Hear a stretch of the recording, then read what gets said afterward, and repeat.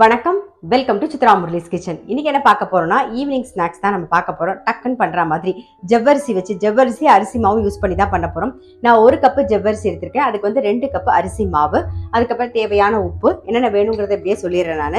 சீரகம், பச்சை மிளகா, கருவேப்பிலை, கொத்தமல்லி கட் பண்ணி வச்சிருக்கேன், இஞ்சி, வெங்காயம், அவ்வளவுதான். இதுல வேணும்னா நீங்க கேரட் போட்டுக்கலாம், இல்ல கோஸ் போட்டுக்கலாம், எது வேணாலும் நம்ம போட்டுக்கலாம்.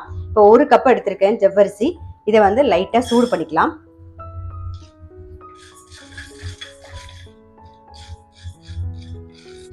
ஜவ்வரிசி வந்து 1 பங்கு எடுத்துக்கிட்டிங்கன்னா அரிசி மாவு 2 பங்கு எடுத்துக்கணும். 1 கப்புக்கு 2 கப் அதான் அளவு. பாருங்க, ஜவ்வரிசி லைட்டாக சூடானா போதும், லைட்டாக பொரிஞ்ச மாதிரி வரும் பாருங்க. இதை நம்ம வந்து மிக்சி ஜாரில் போட்டு பவுடர் பண்ணிக்க போகிறோம். பாருங்க, ஜவ்வரிசி வந்து லேசாக பொரிய ஆரம்பிக்கும், தெரியுதா? இந்த மாதிரி லைட்டாக பொரிய ஆரம்பிக்கும். சரி, இப்போ ஆஃப் பண்ணிடுவோம். மிக்சி ஜாரில் மாற்றிட்டு பொடி பண்ணி வந்துடும். பாருங்க, இந்த மாதிரி கொஞ்சம் ரவை பதத்துக்கு அரைச்சிக்கணும், ரொம்ப நைஸாக வேண்டாம். இப்போ வறுத்த ஜவ்வரிசி அரைச்சாச்சு. இப்போ என்ன பண்ண போறோம்னா, ஜவ்வரிசி, அரிசி மாவு, 2 கப் அரிசி மாவு, அப்புறம் தேவையான உப்பு, சீரகம், பச்சை மிளகா, இஞ்சி, கருவேப்பிலை, கொத்தமல்லி 2 சேர்ந்தே கட் பண்ணி வச்சிருக்கேன். அப்புறம் ஒரே ஒரு வெங்காயம், எல்லாம் சேர்த்துருவோம். இதெல்லாம் சேர்த்துட்டு கொஞ்சம் பெருங்காய பொடியும் சேர்த்துக்கலாம். கொஞ்சமா பெருங்காய பொடி, அவ்வளவுதான்.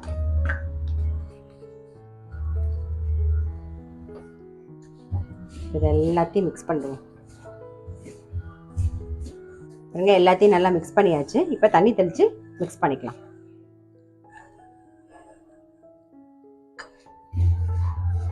இப்போ நான் இதில் வந்து இன்னைக்கு வெங்காயம் சேர்த்துருக்கேன். நீங்கள் வெங்காயம் தான் போடணும்னு அவசியம் இல்லை. தேங்காய், கேரட்டு, கோஸ் இதெல்லாம் கூட சேர்த்துக்கலாம். அதே மாதிரி மாங்காய் இருந்தது அப்படின்னு வச்சுக்கோங்க, அதை கொஞ்சமாக துருவி இதில் சேர்த்துட்டு பண்ணி பாருங்க, அது வேற டேஸ்டாக இருக்கும். பாருங்க, மாவு வந்து இந்த பதத்துக்கு நம்ம பிசைஞ்சுக்கணும். இப்போ பிசைஞ்சாச்சு.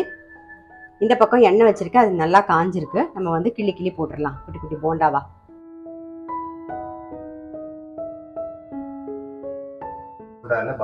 ஆமா, போண்டா இல்ல பக்கோடா, எப்படி வேணாலும், எந்த ஷேப் வருதோ அதை போட்டுக்கோங்க. குணுக்குன்னு சொல்லுவோம்ல, ஸோ குணுக்கு மாதிரி போட்டுக்கோங்க.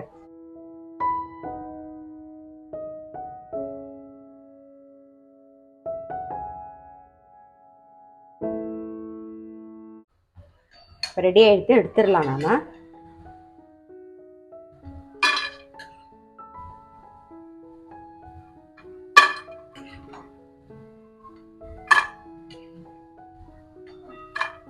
இதே மாதிரி அடுத்த செட்டையும் போட்டுக்கலாம். இது நல்ல ஒரு காஃபி டீயோட சாப்பிட்றதுக்கு ரொம்ப நல்லா இருக்கும்.